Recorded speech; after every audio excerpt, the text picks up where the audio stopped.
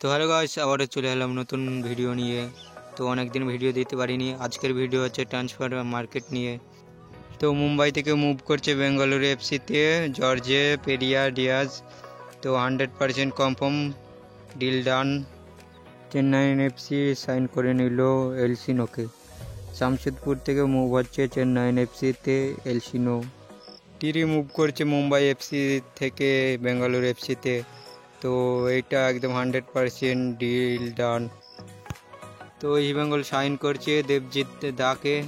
তো একে বাংলার লোকে সবাই সেবজিৎ বলে। তো ইস্টবেঙ্গলে মুভ হচ্ছে দেবজিতের চেন্নাই এফসি থেকে। মোহাম্মদ নওয়াজকে সাইন করলো চেন্নাই এফসি।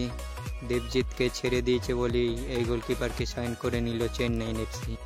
মোহনবাগানের দুটো প্লেয়ার চেন্নাই এফসি সাইন করে নিল, কিয়ান নাসেরি আর হাম থেকে।